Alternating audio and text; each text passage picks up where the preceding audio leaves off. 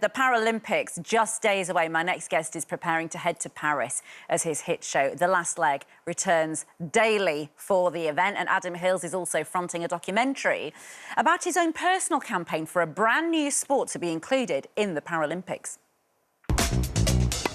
I always wanted to play tennis. The aim when I first started was to be world #1. Oh, that's pretty good. Yeah, this isn't going to go well, is it? The trickiest part of that is there was no way for people with disabilities like mine Hey, we're all disabled here. to play tennis at a high level.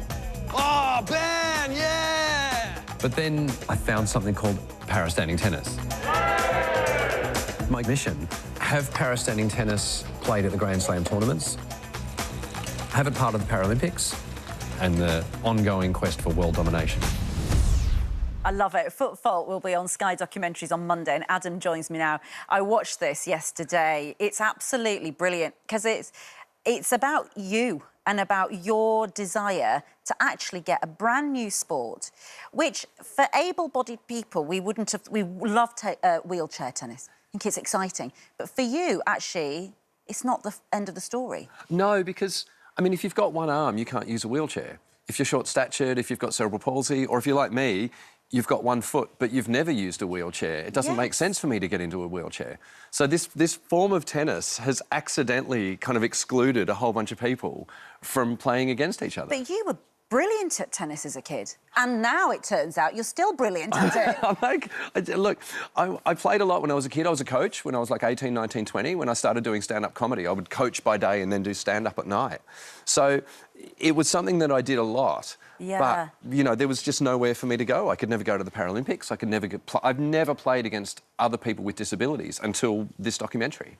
It's incredible. What was it that then made you do... What was it that sparked this idea a year ago or 2 years ago, whenever it was like, I'm going to do something about this? Rather than sort of sit back and go, oh, what a shame, it's not there. It actually started in 2008 when I was at the Beijing Paralympics. Oh, right. And at the end of the Games, the coach of the Australian wheelchair tennis team said to me, do you want to get in a wheelchair and start playing? And I was like, yeah, but I don't use a wheelchair. And he said, yeah, but we think you qualify. And it just didn't feel right. I don't play tennis sitting down, I play it standing up. Yeah. So ever since then, I've had this little nagging thing, and I've been searching online, disability tennis. It always came up as wheelchair.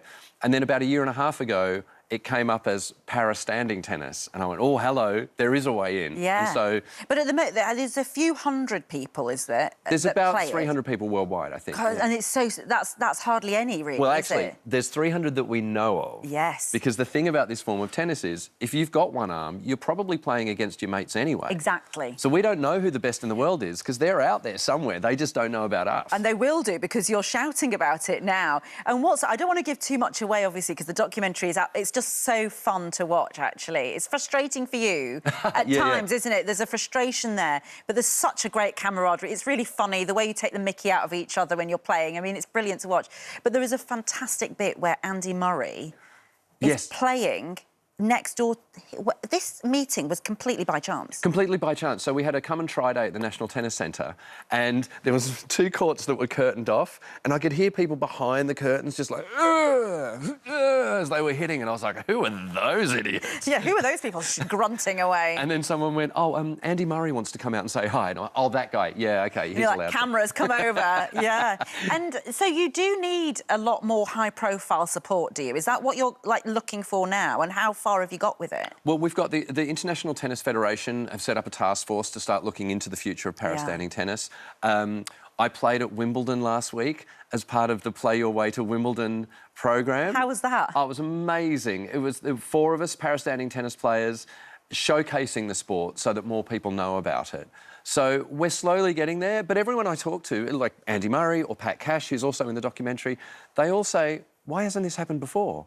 I don't understand why we've not done this before. So I think it's going to take off because there are so many people, like I say, so many people out there. Yes, but they said something in the documentary about you've got to push another sport out. Is that still the case? For the Paralympics? Yeah, for the Paralympics, there's only a limited number of sort of different sports they can have. Yeah, so we need to... So if para-standing tennis goes in, who are you now going to kick out? I don't know. I mean, it's got to... I'd say para-archery, but they can come after you. Do you know what I mean? Like, yeah. You can't run from them. Yeah.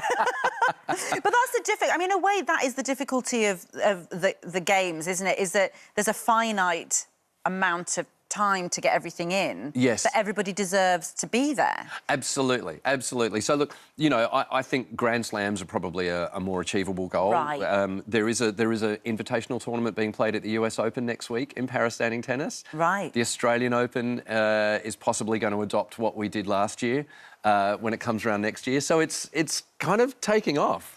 It's amazing. And the last leg, you're going out to Paris, aren't you? Yes. To present the day. Tell us a bit about what we can expect from the last leg. Oh, my goodness. Well, I mean, we don't know. We don't know until the day. You do it on the fly, basically. Yeah. The nice thing is we'll actually be in Paris because we weren't in Tokyo because of COVID and all that kind of stuff. So we'll be there. We're bringing out different comedians every day. To go to the events, to be filmed at the events and then come and talk about them later that night. And look, I've even written a book about the Paralympics. I brought it for you. Oh, it's a children's book. Is it the third one? It is the third one. The third one of the Rockstar children's Detectives. games. Now, my producers went, ask him about his mullet. I was like, but you don't look like you've got one. So I've decided to support the Australian team. I got my hair cut into a tiny mullet. It's not, no, that's not a mullet. I think you're pretending. I need it to grow out. It's a mullet. A mullet. It's not quite the full thing. Yeah, it's not quite Look, the full it's there. thing. It'll grow out over the next couple of weeks. No, I mean, what I have to say, the Paralympics, I think, in 2012 for us in the UK was so incredible. I mean, it was as high profile, as exciting. You know, for the first time, I think, in the UK, we just bloody loved it. I've said before, in Sydney 2000 was the first time the Paralympians were treated as equals, and 2012 in London was the first time they were treated as heroes. And for me, to see... I remember seeing Paralympics GV come into the stadium, fireworks going off, David Bowie, We Can Be Heroes playing. And I remember watching and going, God, I wish I was disabled. Yes! And I went, oh, I am, awesome! I want to be on that team. You totally forget. And it's lovely because your mum features in the documentary as well. Yeah. Where, you know, she gets out all your old trophies and there must be something in her that is so proud of you for what you've achieved, both in comedy and now in sport. There really is. And it's something that I've realised through making this documentary is that, you know, I'm pushing the sport ahead because, you know, I want kids to have this chance to see that they can become tennis players of the future. But what I've realised while doing it is the parents benefit as well, because if you're a parent of a child with disability, you wonder what future they're going to have. Absolutely. You really care about what they can and can't do. You show us all what can be achieved. Thanks so much, Adam. Oh, cheers. Thank you for having me. Full Fault is on Monday at 9 p.m. on Sky Documentaries and on Now TV.